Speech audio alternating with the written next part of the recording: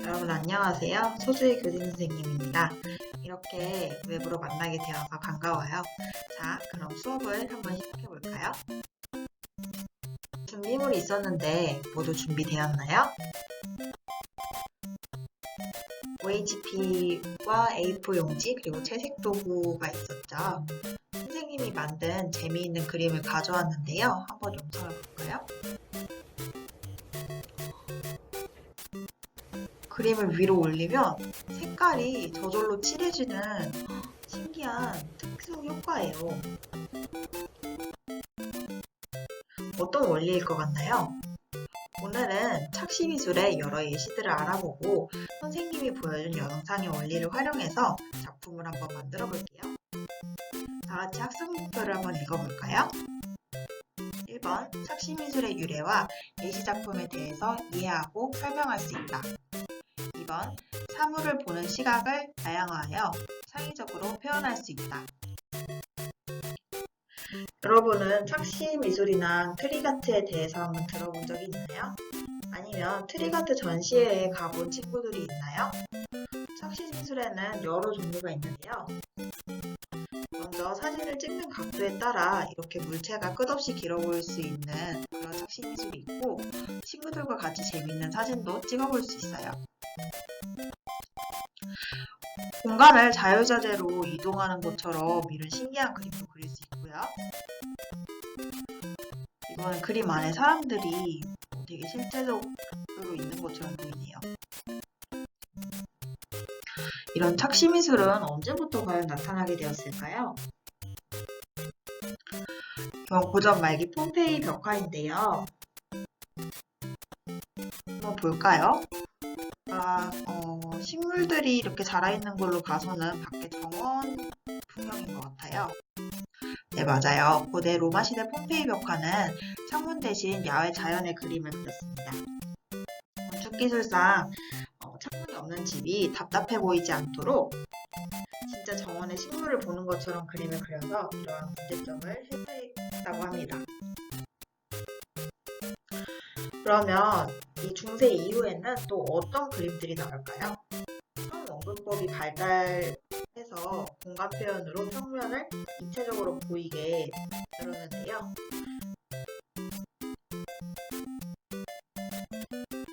자, 아까 그 폼페이 벽화랑은 다르게 조금 더 깊이와 입체감이 나타나지 않나요?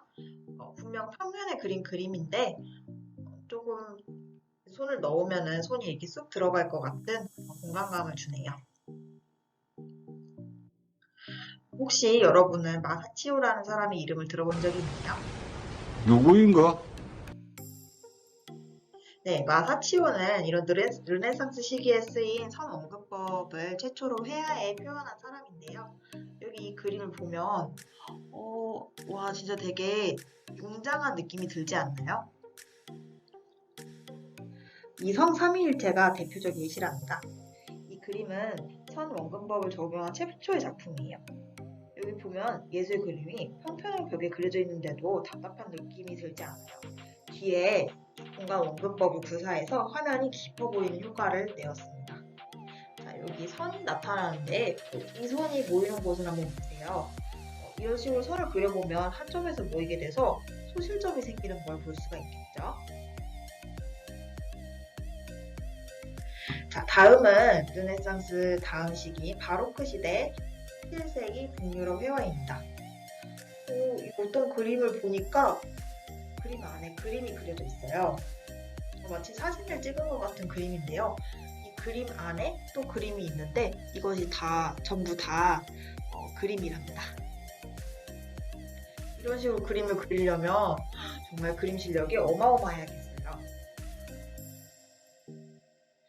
자, 다른 착시미술 한번 볼게요. 이것도 마찬가지로 17세기 북유럽 회화인데요. 이 북유럽 미술에서는 타 지역 그림들과 다르게 신화나 성경의 내용을 바탕으로 그림을 그리기보다는 장식용 그림으로 친숙한 주변 사물들을 더 많이 그렸어요. 아예 더 착시 같은 속임수 그림도 등장했는데요. 이를 트럼프레이유라고 부른답니다. 여러분도 마트나 집에서 흔히 보았을 법한 소재가 여기 많지 않나요?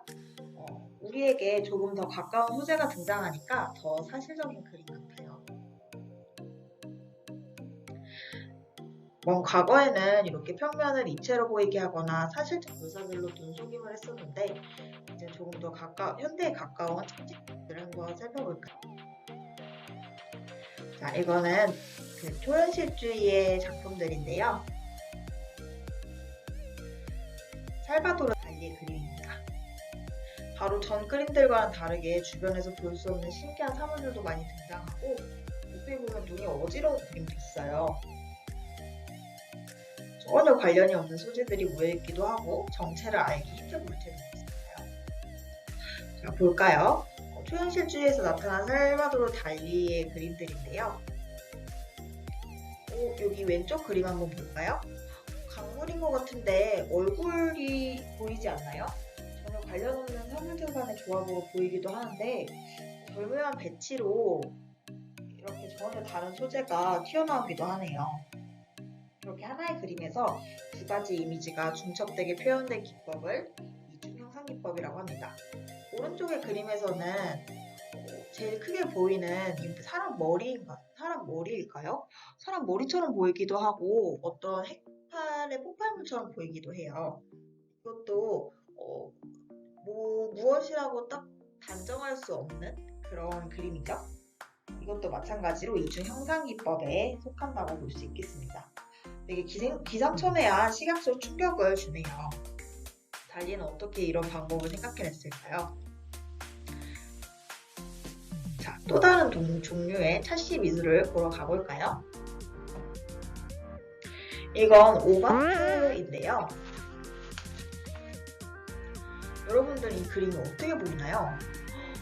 선생님이 동영상 버튼을 누른 것도 아닌데 자세히 보면 그림이 멈춰 있어요. 그런데 한 점에 시선을 고정시키고 보면 그림이 이렇게 막 좌우로 왔다 갔다 뱅글뱅글 움직이는 것 같아요. 이건 시각적 율동을 강조해서 철저히 자를 대고 계산적으로 조직해서 그린 것 같은데요. 이런 그림들을 오바트라고 합니다. 오바트에서 나타난 기하학적인 형태와 선에 의한 착시 효과로 생기는 효과가 키네티시즘이에요. 자, 아까 봤던 맨 처음 이 영상 기억나나요? 색깔 칠한 게 나타났었죠.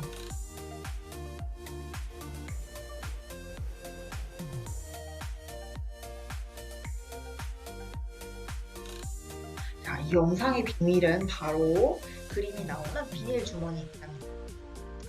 이건 트리가트 주머니 만들기 준비물인데요. 선생님이 앞서 공지했던 것과 같은 준비물 이외에도 이런 준비물을 나중에 준비해서 오늘은 그림만 그릴 거긴 하지만 기회가 된다면 트리가트 주머니도 함께 만들어서 다른 사람들에게 보여주는 것도 재미있을 것 같아요. 그럼 트리가트 주머니 만들기 순서예요. 집에서 시간이 날 때 한번 만들어 보세요. 여러분 모두 예전에 배웠던 조형 요소와 원리에 무엇이 있었는지 생각나나요? 기본적인 조형 요소에는 점, 선, 면, 형, 색, 명암, 양감, 공간감, 원근감, 질감과 재질감, 구조, 농담, 여백 등이 있어요. 그 중에 우리는 면 요소에 집중해서 그릴 건데요. 면 요소에 집중할수록 면이 구분되는 선이 더 많아질수록 이 그림이 완성되었을 때 더 높은 퀄리티를 낼 수 있어요. 자, 어떻게 면을 가지고 소재를 다양하게 표현해 볼 수 있을까요? 선생님이 그래서 예시작들을 3가지를 가져와 봤어요. 이렇게 면이라는 요소를 재미있게 나눠본 3가지의 그림인데요. 면을 한 면을 한 색깔로만 쭉 칠할 수도 있고 그 면에 무늬를 그려 넣을 수도 있고 그리고 딱딱한 면이 아니어도 괜찮아요. 자기가 원하는 대로 면을 쪼개도 예쁜 그림이 나올 수 있습니다. 자, 먼저 OHP와 A4로 만든 그림 종이에다가 그려볼 건데요. 연필 또는 샤프로 스케치를 먼저 합니다. 연필 스케치가 모두 끝났다면 여기 갖고 있는 채색 도구로 채색을 한번 해볼게요. 채색 도구로는 색연필에서 좋지만 수채화나 다른 채색 도구들을 자유롭게 사용해도 좋습니다.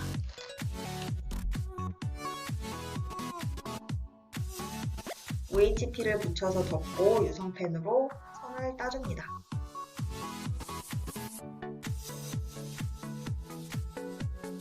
잘 만들어 봤나요? 나중에 트리가트 주머니에도 넣어서 활용해 봅시다.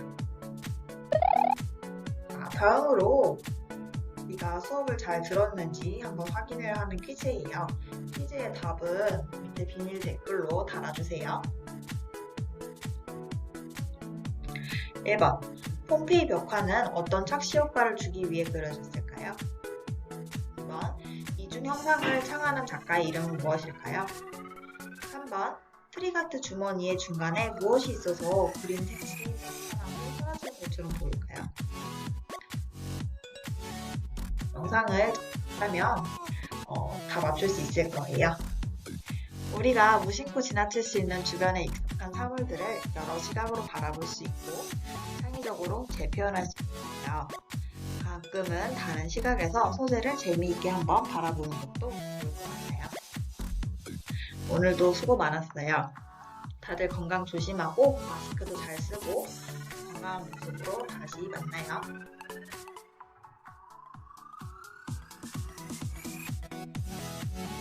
끝.